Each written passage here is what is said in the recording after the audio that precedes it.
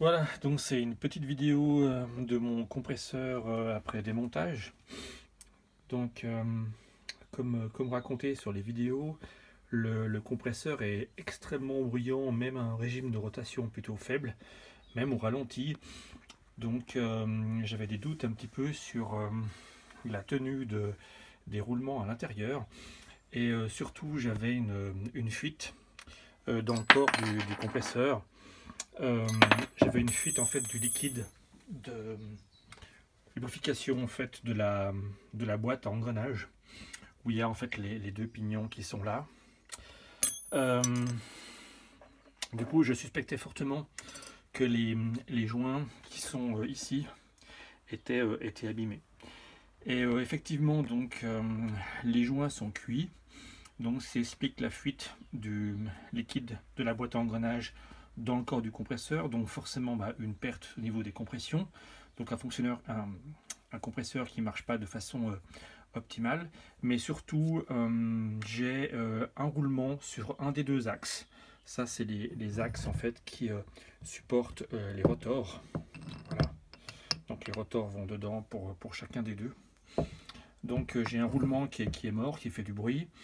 Et puis les deux roulements qui sont dessus, sur le carter, eux sont plutôt en bon état, mais il y en a un qui freine. En fait, il a pas une rotation extrêmement libre. L'autre, ça va, mais celui-ci, pas tellement. Et puis surtout, celui-ci était bien oxydé pour une raison que j'ignore, parce que c'est de l'aluminium, mais je sais pas pourquoi, c'était pas en très bon état. Voilà. Les rotors, eux, sont plutôt bons. J'ai pas vu de gros dégâts. Ils sont plutôt en bon état. Il y a seulement une petite marque. Je sais pas si on voit vraiment, mais par exemple sur un des rotors, il y a une marque ici. C'est très léger, mais c'est peut-être dû au démontage. Mais globalement, les rotors sont pas usés, donc la compression était bonne. Je pense à la base. Ce qui a lâché, comme vous pouvez le voir, c'est ici et ici. Donc ça, c'est le carter en fait interne où les rotors vont dessus pour chacun et tournent. Et en fait, les roulements sont fixés, donc sont montés à l'intérieur, sont pressés à l'intérieur.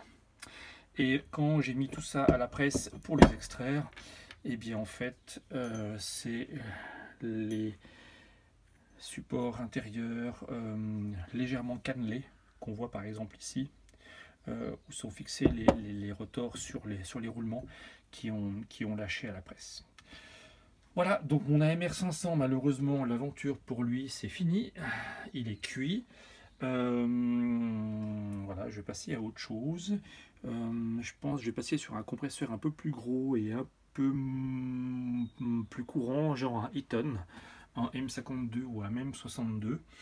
L'avantage, c'est que j'aurai un bruit de fonctionnement qui sera beaucoup plus soft, plus d'efficience, puisque ce sont souvent des twin scrolls et c'est pas des lobes comme cela.